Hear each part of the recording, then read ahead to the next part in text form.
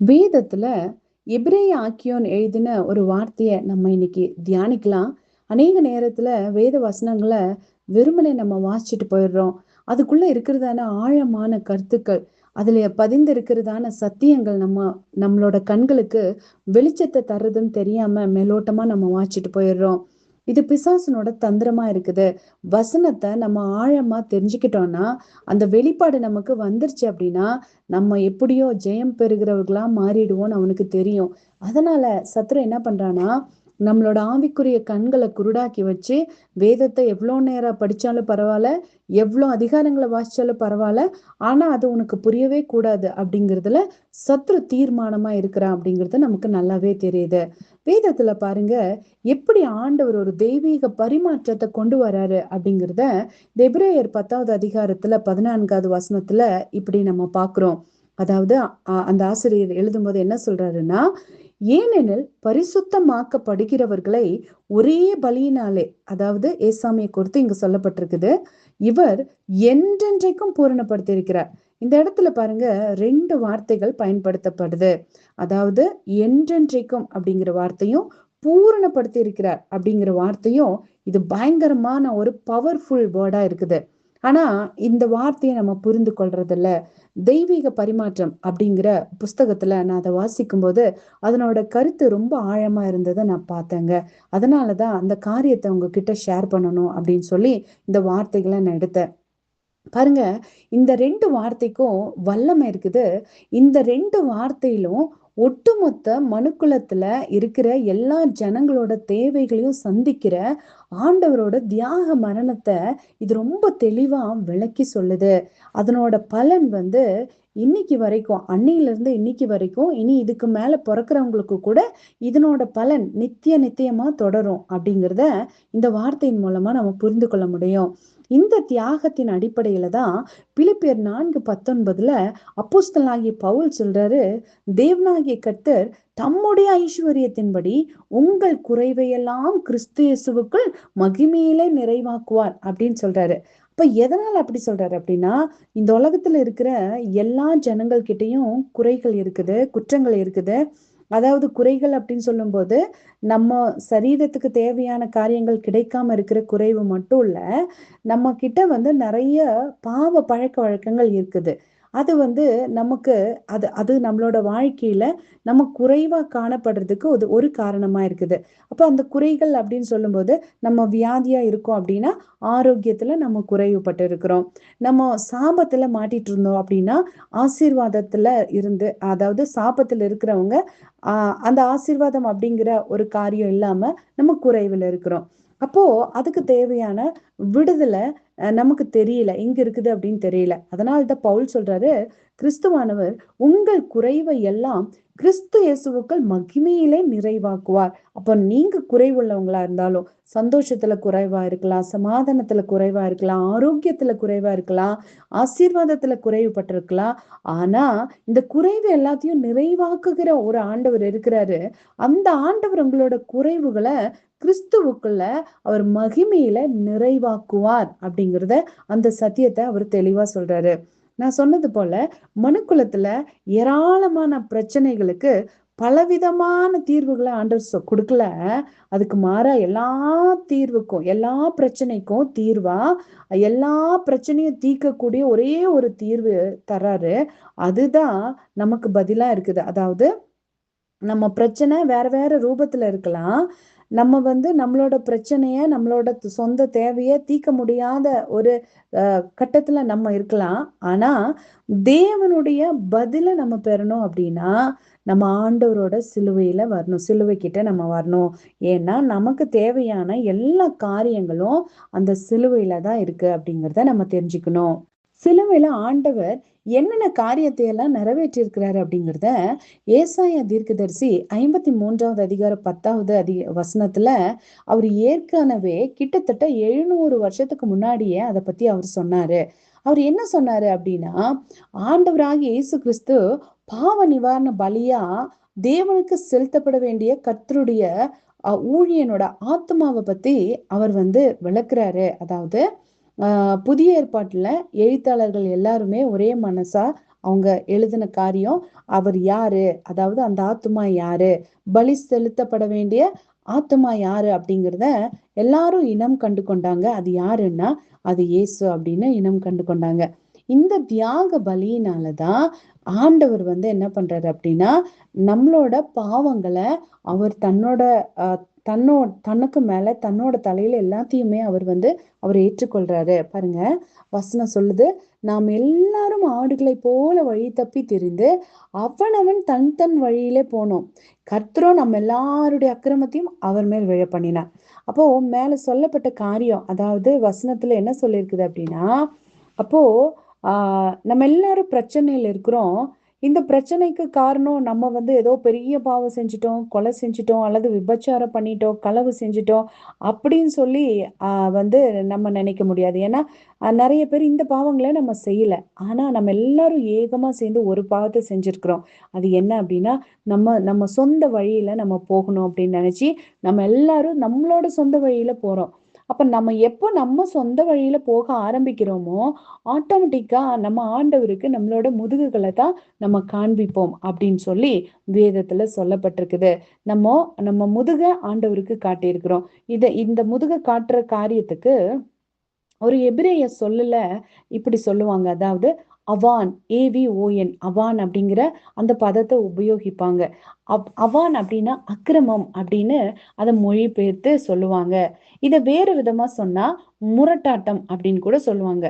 இது ஒரு மனுஷனுக்கு விரோதமான முரட்டாட்டம் கிடையாது, தேவனுக்கு விரோதமானது.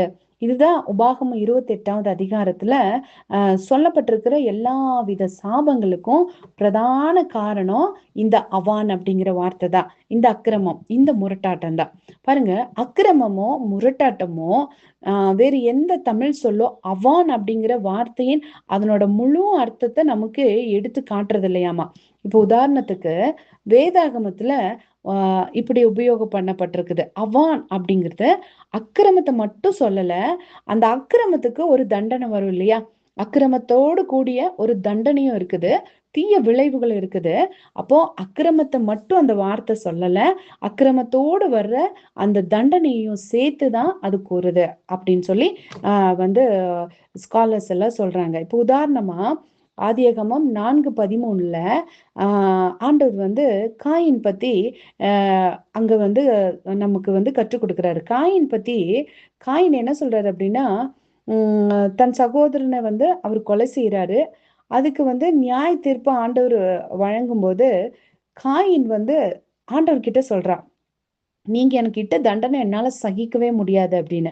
அப்ப இங்க தண்டனை அப்படிங்கிற ஒரு வார்த்தையில அவான் அப்படிங்கிற வார்த்தையை யூஸ் பண்ணியிருக்காங்க. அதனாலதான் சொன்னேன், அக்கிரமமோ முரட்டாட்டமோ அல்லது பாவ செயல்களோ அவான் அப்படிங்கிற வார்த்தையில முழு அர்த்தத்தை சொல்றதில்ல. இந்த அவான் அப்படிங்கிற வார்த்தையில அக்கிரமம், அதற்கு வர வேண்டிய விளைவுகள் அது இருக்குது, தண்டனையும் அதுல இருக்குது. அதனாலதான் இங்க தண்டனை அப்படிங்கிற இடத்துல நீர் எனக்கு இட்ட தண்டனை என்னால் சகிக்க முடியாது அப்படின்னு காயின் சொல்றாரு. அப்போ அந்த தண்டனை அப்படிங்கிற இடத்துல அவான் அப்படிங்கிற எபிரேய சொல் பயன்படுத்தப்பட்டிருக்குது. அப்போ இது காயினோட அக்கிரமத்தை மாத்திரம் இல்ல, அவனுக்கு வர்ற தண்டனையும் சேர்த்து இதுல சொல்லப்பட்டிருக்குது. அடுத்த ஒரு உதாரணமா நம்ம பார்க்கணும்னா, லேவியகரம புஸ்தகத்துல 16வது அதிகாரம் 22வது வசனத்துல சொல்லப்பட்டிருக்குது, பாவ நிவாரண நாள் அப்படின்னு சொல்லி ஒரு நாளை அவங்க குறிச்சு வச்சிருந்தாங்க.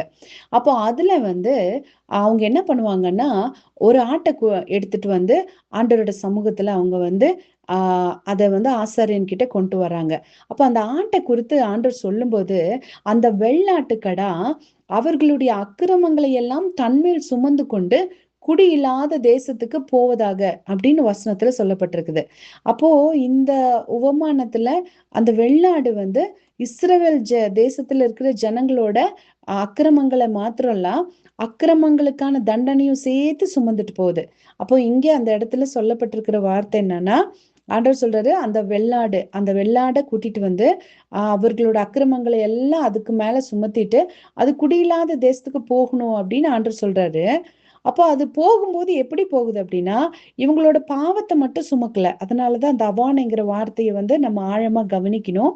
அந்த அவான் அப்படிங்கிற சொல் எதை குறிக்குதுன்னா, இப்போ இதன் மேல அக்கிரமம் மட்டும் சுமத்தப்படல, அக்கிரமத்தோடு கூட இந்த ஆட்டுக்கடா மேல தண்டனையும், அதுக்கு வரக்கூடிய தண்டனையும் சுமந்துட்டு அது போகுது. அதனாலதான் புலம்பல் 4வது அதிகாரத்துல இந்த அவான் அப்படிங்கிற வார்த்தை 2 டைம் வருது. 6வது வசனத்துல என் ஜனமாகிய குமாரத்தின் அக்கிரமத்துக்கு வந்த தண்டனை அப்படின்னு அதை மொழிபெயர்த்திருக்காங்க. மறுபடியும் 22வது வசனத்துல சியோன் குமாரத்தியே உன் அக்கிரமத்துக்கு வரும் தண்டனை அப்படின்னு வருது.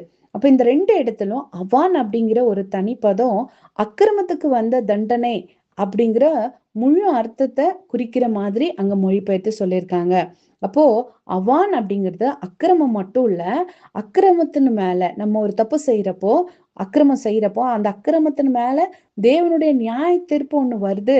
அந்த நியாய தீர்ப்பு அது எல்லா தீய விளைவுகளையும் கொண்டு வரும் அப்படிங்கறதுதான், அது எல்லாத்தையும் ஒட்டுமொத்தமா சேர்த்துதான் அந்த வார்த்தை சொல்லப்படுது. சரி, நம்ம இப்போ பார்த்த வசனம் என்னன்னா, ஏனெனில் பரிசுத்தமாக்கப்படுகிறவர்களை ஒரே பலியினாலே ஆண்டவராகிய இயேசு கிறிஸ்து என்றென்றைக்கும் பூரணப்படுத்தி இருக்கிறார். இப்போ இந்த வார்த்தைக்கு நம்ம திரும்ப வரலாம். இப்ப இது ஏசாமி சிலுவையில செய்த தியாகத்தை குறித்து சொல்லப்பட்டிருக்குது. இயேசு எந்த பாவமும் செய்யல. ஏசாயா 53:9 வசனத்துல தீர்க்கதரிசி சொல்றாரு, அவர் கொடுமை செய்யல, அவர் வாயில் வஞ்சனை இருந்ததும் இல்லை அப்படின்னு சொல்றாரு. ஆனா 6வது வசனத்துல கர்த்தரோ நம் எல்லாருடைய அக்கிரமத்தையும் அவர் மேல் விழப்பண்ணினார் அப்படின்னு சொல்றாரு. அப்ப நம்முடைய அக்கிரமத்தை மட்டும் இயேசு ஏற்றுக்கொள்ளல, அந்த அக்கிரமத்தினால உண்டான எல்லா தீய விளைவுகளையும் அந்த தண்டனையும் அவர் மேல ஏற்றுக்கொண்டார். அப்போ அதனாலதான் அந்த வெள்ளாட்டு கடாவை போலவே ஆண்டவராகிய இயேசு நம்மளோட அக்கிரமத்தையும் அந்த அக்கிரமத்துக்குரிய தண்டனையையும், அதாவது நம்ம மேல அது திரும்பி வராதபடிக்கு நிரந்தரமா அவரே அதை சுமந்து தீர்த்துட்டாரு. இதுதான் கல்வாரி சிலுவையில நடந்த ஒரு அழகான ஒரு சம்பவம். பாருங்க, இது ஆண்டவராகிய இயேசு கிறிஸ்து நம்ம மேல எவ்வளோ ஆழமான அன்பு வச்சிருக்கிறாரு அப்படிங்கிறத நம்ம இங்க பார்க்க முடியும். அதாவது ஆண்டவராகிய இயேசு என்ன பண்ணாருன்னா, நம்ம மேல என்னென்ன காரியங்கள் பொல்லாப்பு வர இருந்ததோ, என்னென்ன தீய விளைவுகள் எல்லாம் வர இருந்ததோ, அது எல்லாத்தையும் அவர் மேல ஏத்துட்டு, அப்படியே அவருக்கு வர இருந்த எல்லா நன்மையான காரியங்கள், இயேசுவுக்கு உரிய எல்லா நற்பலன்கள், எல்லா ஆசீர்வாதங்களை அது எல்லாத்தையும் நமக்கு அதை பாஸ் பண்ணி விட்டுட்டாரு. நற்பலன் அப்படின்னு சொல்லும்போது அது யாருக்கு தான் வரணும்னா, நல்லவங்களுக்கு தான் அது வரணும். அப்போ நல்லவரான இயேசு கிறிஸ்துவனோட கீழ்ப்படிதலுக்கு உண்டாகக்கூடிய எல்லா நற்பலன்களையும் எல்லா ஆசீர்வாதங்களையும் ஆண்டவர் நமக்கு கொடுத்துட்டாரு. அதை நமக்கு கொடுத்துட்டு மீதி எல்லா காரியங்களையும் எல்லா அக்கிரமங்களையும் எல்லா அசுத்தங்களையும் அவர் ஏற்றுக்கொண்டு அதுக்கு வர வேண்டிய எல்லா தீய விளைவுகளையும் கூட அவர் ஏற்றுக்கொண்டாரு. அப்போ பாருங்க, இது எல்லாமே நம்ம நம்ம நம்ம சொந்தமா நம்ம சம்பாதிக்கல. இது எல்லாமே தேவனோட கிருபையினால மட்டும்தான் நமக்கு வருது. ஆண்டவர் இத முற்றிலும் இதை இலவசமா நமக்கு கொடுத்திருக்கிறாரு. ஆண்டவராகிய இயேசு கிறிஸ்து நியாயமா நம்ம மேல வர இருந்த தண்டனையை அவர் ஏற்றுக்கொண்டதுனாலதான் தேவனால இவ்வாறு நமக்கு நன்மை செய்ய முடிந்தது. ஆமாங்க. அதனால இப்போ நான் ஏதோ ஒரு காரியத்தை இந்த ஈவை பெற்றுக்கொள்றதுக்கு நான் ஏதோ ஒரு தகுதியான செயலை நான் செஞ்சேன், ஏதோ ஒரு காரியத்தை சாதிச்சிட்டேன் அப்படின்னு சொல்லி யாருமே எந்த காலத்திலுமே நம்ம சொல்ல முடியாது. இந்த காரியத்தை நம்ம சம்பாதிக்கவும் முடியாது. அப்போ இப்படி ஒரு தெய்வீக பரிமாற்றம் நம்ம வாழ்க்கையில நடக்கிறதுக்கு ஆண்டவராகிய இயேசு கிறிஸ்து தவிர வேற யாருமே காரணமா இல்லை அப்படிங்கிறத நம்ம புரிஞ்சுக்கணும். இந்த இடத்துல 2 வசனத்தின் மூலமா 2 காரியங்களை 2 பரிமாற்றங்கள் ஆண்டவர் நம்மளோட வாழ்க்கையில செய்யறாரு. அது என்ன பரிமாற்றம்னு கேக்குறீங்களா? ஆண்டவர் சொல்றாரு, மெய்யாகவே அவர் நம்முடைய பாடுகளை, அதாவது பாடுகள் அப்படின்னா அதனோட சரியான பதம் நோய்கள் அப்படிங்கிறதுதான் அங்க குறிக்கப்படுது. அப்போ நம்முடைய பாடுகளை நம்முடைய நோய்களை ஏற்றுக்கொண்டு நம்முடைய துக்கங்கள் அப்படின்னா நம்மளோட வலிகள் வேதனைகள், இந்த வலிகளை சுமந்தார். நாமும் அவர் தேவனால் அடிபட்டு வாதிக்கப்பட்டு சிறுமைப்பட்டவர் என்று எண்ணினோம். நம்முடைய மீறுதல்கள் நிமித்தம் அவர் காயப்பட்டு நம்முடைய அக்கிரமங்களின் நிமித்தம் அவர் நொறுக்கப்பட்டார். நமக்கு சமாதானத்தை உண்டு பண்ணும் ஆக்கினை அப்படின்னா தண்டனை அவர் மேல் வந்தது. அவருடைய தழும்புகளால் அதாவது அவருடைய காயங்களால் நாம் குணமாகிறோம் அப்படின்னு வேதம் சொல்லுது. இங்க 2 சத்தியங்கள் இருக்குது. ஒண்ணு ஆவிக்குரியது, இன்னொன்னு சரீர பிரகாரமானது. ஆவிக்குரிய தளத்துல நம்ம பார்க்கும்போது நமக்கு வர வேண்டிய தண்டனைய, அதாவது நம்மளோட மீறுதல்கள், அக்கிரமங்கள் இவற்றிற்கான தண்டனைய ஆண்டவர் ஏற்றுக்கொண்டு இதன் மூலமா நம்ம மன்னிப்பு பெற்றுக்கொண்டு ஆண்டவர் இடத்துல நம்ம சமாதானம் பெற்றுக்கொள்ளும்படி ஆண்டவர் செய்யறாரு. இந்த இடத்துல நம்ம பார்க்கும்போது ரோமர் 5:1 இந்த வார்த்தை சொல்லப்பட்டிருக்குது. இவ்விதமாக நாம் விசுவாசத்தினாலே நீதிமான்களாக்கப்பட்டிருக்கிறபடியால் நம்முடைய தேவனாகிய நம்முடைய கர்த்தராகிய இயேசு கிறிஸ்து மூலமாய் தேவனிடத்தில் சமாதானம் பெற்றிருக்கிறோம் அப்படின்னு எழுதப்பட்டிருக்குது. 2வது சரீரத்துல, நம்மளோட சரீர தளத்துல, ஆவிக்குரிய தளத்துல நம்மளோட அக்கிரமங்கள் எல்லாத்தையும் அவர் ஏற்றுக்கொண்டு, நம்மளோட தண்டனையை அவர் ஏற்றுக்கொண்டு நம்மள மன்னிச்சிட்டாரு. ஆண்டவரோட ஒரு சமாதானத்தை பெற்று தந்தாரு. சரீர பிரகாரமா பார்க்கும்போது நம்மளோட நோய்களையும் வலிகளையும் கூட அவர் ஏற்றுக்கொண்டார். அப்போ அவரோட காயங்கள் மூலமா நமக்கு சுகத்தை பெற்று தந்தார். அப்போ சரீர பிரகாரமான ஆசீர்வாதத்தை குறித்த இந்த பரிமாற்றம் புதிய ஏற்பாட்டுல 2 பகுதிகள்ல ஆண்டவர் அதை கன்ஃபார்ம் செய்யறாரு. மத்தேயு சுவிசேஷத்துல 8வது அதிகாரத்துல 16வது வசனம் 17வது வசனத்துல, அஸ்தமனமான போது பிசாசு பிடித்திருந்த அநேகரை அவரிடத்தில் கொண்டு வந்தார்கள். அவர் அந்த ஆவிகளை தமது வார்த்தையினாலே துரத்தி பிணியாளிகள் எல்லாரையும் சுஸ்தமாக்கினார். இப்ப பாருங்க, அவர் தாமே நம்முடைய பலவீனங்களை ஏற்றுக்கொண்டு நம்முடைய நோய்களை சுமந்தார் என்று ஏசாயா தீர்க்கதரிசினால் உரைக்கப்பட்டது நிறைவேறும்படி இப்படி நடந்தது அப்படின்னு எழுதப்பட்டிருக்குது. இதே வார்த்தையை அப்போஸ்தலனாகிய பேதுரு அவரோட நிருபத்துல எழுதும்போது 1 பேதுரு 2வது அதிகாரத்துல 24வது வசனத்துல அவர் சொல்றாரு, நாம் பாவங்களுக்கு செத்து நீதிக்கு பிழைத்திருக்கும்படிக்கு அவர் தாமே தமது சரீரத்தில் நம்முடைய பாவங்களை சிலுவையின் மேல் சுமந்தார், அவருடைய தழும்புகளால் குணமானீர்கள் அப்படின்னு அவரு சொல்றாரு. அப்ப பாருங்க, இந்த மேல சொல்லப்பட்டிருக்கிற இந்த வசனத்துல நம்ம வாசிக்கும் போது 2 விதமான பரிமாற்றங்களை ஆண்டவர் இங்க செய்யறாரு. அதாவது நம்ம மன்னிப்பை பெற்றுக்கொள்ளணும்னு சொல்லி இயேசு தண்டிக்கப்படுறாரு, நம்ம சுகத்தை பெற்றுக்கொள்ளணும்னு சொல்லி இயேசு காயம் அடையறாரு.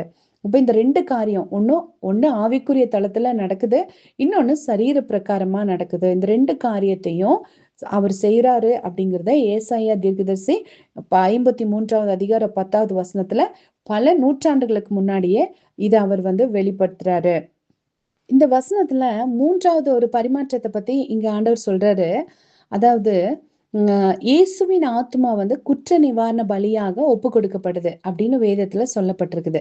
அப்ப பலவிதமான பாவ நிவாரண பலிகளுக்கான மோசையினோட ஒழுங்குமுறைகளின் அடிப்படையில இதை நம்ம அண்டர்ஸ்டாண்ட் பண்ணிக்கணும். அதாவது பாவம் செய்த ஒரு மனுஷன் அவனோட பாவத்திற்கான பலிய ஒரு ஆடாவோ அல்லது வெள்ளாடாகவோ அல்லது காளையாகவோ அல்லது வேறொரு மிருகமாகவோ அவன் ஆசாரியன் இடத்துல அவன் கொண்டு வரணும். அதை கொண்டு அந்த பலியின் மேல அவன் தன்னோட பாவத்தை அறிக்கையிடணும். பலியாட்டின் மேல் அறிக்கையிடப்பட்ட பாவத்தை அறிக்கையிட்டவன் மேலிருந்து எடுத்து அந்த மிருகத்தின் மேல் சுமத்தப்பட்டதாக அடையாள நிலையில ஆசாரியன் ஒரு காரியத்தை செய்வாரு. அதாவது புரியுற மாதிரி சொல்லணும் அப்படின்னா, ஆசாரியன் பாஸ்டர் இங்க நின்றுட்டு இருப்பாரு, பாவம் செஞ்சவன் பக்கத்துல இருப்பான் அப்படின்னா அந்த பலியாடு பக்கத்துல இருக்கும். அப்ப இவர் ஒரு ஆக்ஷன் செய்வாரு. என்ன செய்வாரு? பாஸ்டர் என்ன பண்ணுவாரு? ஆசாரியன் என்ன பண்ணுவாருன்னா, இவர்கிட்ட இருக்கிற எல்லா பாவங்களும் அந்த ஆட்டின் மேல போற மாதிரி அவர் ஏதோ ஒரு காரியத்தை இவர் மேல இருந்து எடுத்து அந்த ஆட்டின் மேல என்ன பண்ணுவாருன்னா அதை வைப்பாரு. அதுக்கான ஏதோ ஒரு சில கிரியைகளை அவர் செய்வாரு. அப்போ இது எதை குறிக்குது அப்படின்னா, வருங்காலத்துல இப்படி ஒரு காரியத்தை ஏசாமி நமக்காக செய்ய போறாரு அப்படிங்கிறத முன்கூட்டியே ஆசாரியன் அதை செஞ்சு காமிக்கிறாரு. சிலுவையில என்ன நடந்ததுன்னா, இந்த உலகத்துல இருக்கிற எல்லா ஜனங்களோட பாவம் எல்லாமே இயேசுவின் ஆத்துமாவுக்கு அது மாற்றப்படுது. அப்போ ஆண்டவராகிய இயேசு கிறிஸ்து அவரோட ஆத்துமாவை மரணத்துல ஊற்றி அப்படின்னு ஒரு வசனம் வருது ஏசாயா 53:12. அவர் தம்முடைய ஆத்துமாவை மரணத்துல ஊற்றி அப்படிங்கிற அந்த வசனம் எதை காண்பிக்குது அப்படின்னா, அவரோட ஒப்பில்லாத தியாக மரணத்தினால மனுக்குள்ள அனைத்தின் பாவத்துக்கும் அவர் பரிகாரம் செய்யறாரு. அப்ப பாருங்க, இந்த இடத்துல ஆண்டவர் செய்யற அந்த பரிகாரம் அது எப்படி அப்படின்னா, பாருங்க, இங்க பவுல், அப்போஸ்தலனாகிய பவுல் சொல்லும்போது சொல்றாரு, நம்மளோட சொந்த முயற்சியினால நம்ம அடையக்கூடிய நீதியை பத்தி அவர் எதுவுமே சொல்லல. ஆனா பாருங்க, பாவத்தை அறியாத தேவனோட சொந்த நீதியை குறித்து தான் அவர் சொல்றாரு. நம்மள ஒருத்தனும் இதை சம்பாதிக்க முடியாது. இது எப்படி அப்படின்னா, பூமிக்கு வானம் எவ்வளவு உயரத்துல இருக்குதோ அதே போல தேவனுடைய நீதியும் நம்முடைய சொந்த நீதியிலிருந்து அவ்வளோ உயரத்துல இருக்குது. அப்போ இது எப்படி நம்ம பெற்றுக்கொள்ள முடியும்? இவ்வளோ காரியத்தை ஆண்டவர் நமக்காக செஞ்சிருக்கிறாரு. அவர் நம்மளோட பாவத்தெல்லாம் அவர் மேல ஏற்றுக்கொண்டாரு. நம்மளோட அக்கிரமங்களை ஏற்றுக்கொண்டது மட்டும் இல்ல, நமக்கு வர வேண்டிய தண்டனையும் அவர் ஏற்றுக்கொண்டாரு. அவருக்கு வரக்கூடிய நன்மைகளை எல்லாம் இப்படி கடத்தி விட்டுட்டாரு நமக்கு. அப்போ இதை நம்ம எப்படி பெற்றுக்கொள்ளணும்? இதுக்காக நம்ம என்ன செய்யணும் அப்படின்னா, ஒன்னும் செய்ய வேண்டியதில்ல. விசுவாசிக்கணும். இதை அவர் செஞ்சாரு, என்னோட வாழ்க்கையில இதை அவர் ஏற்கனவே செஞ்சு முடிச்சுட்டாரு அப்படிங்கிறத நம்ம விசுவாசிக்கணும். அதை விசுவாசிக்கும் போதுதான் நமக்கு அந்த காரியம் நமக்கு அது சுதந்திரமா வரும். ரட்சிப்பு நமக்கு சுதந்திரமா வரும். இதுக்காக நான் எதையும் சம்பாதிக்கல, நான் எதுவும் பண்ணல. ஆனா நான் நம்புறேன் அப்படின்னு. இப்போ உதாரணத்துக்கு ஒரு பாஸ்டர் சொல்லும் போது ஒரு காரியத்தை சொன்னார், அழகான ஒரு காரியம். அதாவது, இப்போ எங்க அம்மா அப்பாவுக்கு நான் பிள்ளையா இருக்கிறேன். நான் எங்க அம்மா அப்பாவுக்கு பிள்ளை அப்படிங்கிறத நான் என்ன பண்றேன் அப்படின்னா, நான் விசுவாசிக்கிறேன். எப்படி நான் விசுவாசிக்கிறேன் அப்படின்னா, எங்க அம்மா அப்பா எங்க எங்க அம்மா அப்பாவுக்கு நான் பிறந்தேன் அப்படிங்கிறத நான் நம்புறேன். ஆனா எங்க அம்மா அப்பாவுக்கு கல்யாணம் ஆனதை நான் பார்க்கல. என்னால பார்க்க முடியாது. எங்க அம்மா அப்பாவுக்கு கல்யாணம் ஆனதை நான் பார்க்க முடியாது. ஆனா நான் நம்புறேன், நான் விசுவாசிக்கிறேன். எங்க அம்மா அப்பா கல்யாணம் பண்ணதுனாலதான் நான் பிறந்தேன் அப்படிங்கிறத நான் விசுவாசிக்கிறேன். அப்போ அதே போல எனக்கு பாவ மன்னிப்பு என்னோட வாழ்க்கையில இன்னைக்கு எனக்கு பாவ மன்னிப்பு கிடைச்சிருக்குது. இந்த பாவ மன்னிப்பு கிடைக்கிறதுக்கு ஏதோ ஒண்ணு எனக்கு முன்னாடி நடந்திருக்குது. அந்த காரியத்தை ஆண்டவராகிய இயேசு கிறிஸ்து என்னோட வாழ்க்கையில நடத்தியிருக்கிறாரு அப்படிங்கிறத நான் விசுவாசிக்கிறேன். அதை நான் விசுவாசிக்கிறேன். எல்லா காரியத்தையும் எப்படி அந்த பலியாடு ஜனங்களோட அக்கிரமத்தை எல்லா தன்மையில சுமந்து கொண்டு அது போனதோ, அது போல ஆண்டவராகிய இயேசு கிறிஸ்து என்னோட காரியங்கள் எல்லாத்தையும் அவர் எடுத்துக்கொண்டார். எனக்கு சமாதானத்தை கொடுத்திருக்கிறாரு. ஆண்டவரோட ஒரு ஐக்கியத்தை கொடுத்திருக்கிறாரு. ஆண்டவருக்கும் எனக்கும் இடையில இப்ப எந்த ஒரு பிளாக்கும் இல்ல. நான் தைரியமா நான் ஆண்டவரோட கிருபாசன தண்டைக்கு நான் போகலாம் அப்படிங்கிற ஒரு காரியத்தை, ஞானத்தை எனக்கு வெளிப்படுத்தி இருக்கிறாரு. இதை நான் விசுவாசிக்கிறேன். யாரெல்லாம் இதை விசுவாசிக்கிறாங்களோ, அப்போ அந்த விசுவாசிக்கிறவங்களுக்கு இந்த காரியம் அவங்களுக்கு கிடைக்கும். அதாவது அந்த ரட்சிப்பு அவங்களுக்கு கிடைக்கும். ஆண்டவராகிய இயேசு கிறிஸ்துவனோட கீழ்ப்படுதலினால ஆண்டவருக்கு என்ன ஆசீர்வாதங்கள் பிதா வச்சிருக்கிறாரோ அந்த ஆசீர்வாதங்கள் அனைத்தும் என்னோட வாழ்க்கையில நான் சுதந்திரித்து கொள்ள முடியும். எப்படி அப்படின்னா, நான் விசுவாசிப்பதன் மூலமா அதை நான் சுதந்திரிக்க போறேன். ஏசாமி பாவத்தை அவர் மேல ஏற்றுக்கொள்ளும் போது இங்க ஒரு நிபந்தனை உண்டு. அதாவது எசேக்கியேல் 18:4 சொல்லப்பட்டிருக்குது, பாவம் செய்கிற ஆத்துமா சாகும் அப்படின்னு சொல்லி. யாக்கோபு 1:15 சொல்லப்பட்டிருக்குது, பாவம் ஒரு மனுஷனோட வாழ்க்கையில பூர்ணமாகும் போது அது மரணத்தை பிறப்பிக்கும். அப்ப இது விதி, இது லாப்படி, இது இப்படிதான் நடக்கும், இதை யாரும் மாற்ற முடியாது. அப்ப ஏசாமி நம்மளோட பாவத்தை ஏற்றுக்கொண்ட போது பாவத்தின் விளைவான மரணத்தையும் அவர் அனுபவிக்கணும் அப்படிங்கிறது அது தவிர்க்க முடியாததா இருக்குது. அதனாலதான் அவர் எல்லா மனிதரின் பாவங்களை மட்டும் ஏற்றுக்கொள்ளல, எல்லா மனிதர்களுக்குரிய மரணத்திலும் அவர் பங்கேற்கிறாரு. அப்ப அவருடைய தியாக மரணத்தை ஏற்றுக்கொள்ளும் அனைவருக்கும் அவர் நித்திய ஜீவனை ஈவாக அவர் தர்றாரு. ரோமர் 6:23 பவுல் ரெண்டையும் ஒப்பிட்டு பாவத்தின் சம்பளம், அதாவது பாவத்துக்கு கிடைக்கக்கூடிய நியாயமான வெகுமதி சாவுதா, அப்போ மரணம். இப்போ நம்ம சம்பாதியாத ஒரு காரியம் தேவனுடைய கிருபை வரம் அப்படின்னா, நம்ம சம்பாதிக்காத அந்த கிருபை வரம் நம்முடைய கர்த்தராகிய இயேசு கிறிஸ்துவினால் உண்டான நித்திய ஜீவன் அப்படின்னு சொல்றாரு. இப்ப பாருங்க, நம்ம வாழ்க்கையில ஆண்டவர் இப்படி ஒரு காரியத்தை செய்யல அப்படின்னா நித்திய ஜீவன் அப்படிங்கிற ஒரு காரியத்துக்கு நீங்களும் நானும் சொந்தக்காரரா மாற முடியவே முடியாது. ஆண்டவர் தன்னோட காரியங்கள்ல எல்லாத்தையும், அவரோட நன்மைகள் எல்லாத்தையும் நமக்கு கொடுத்ததுனால நம்ம நித்திய ஜீவனை சுதந்திரிக்கலாம் அப்படிங்கிற விசுவாசத்துல இப்போ வாழ்ந்துட்டு இருக்கிறோம். இது போல ஏராளமான பரிமாற்றங்கள் நமக்கும் ஆண்டவருக்கும் நடந்திருக்குது. இந்த காரியங்கள் என்னென்ன அப்படிங்கிறத வரப்போகிற நாட்கள்ல ஆண்டவருக்கு சித்தமா இருந்தா நம்ம தொடர்ந்து தியானிக்கலாம். ஆண்டவர் உங்களை ஆசீர்வதிக்கட்டும்.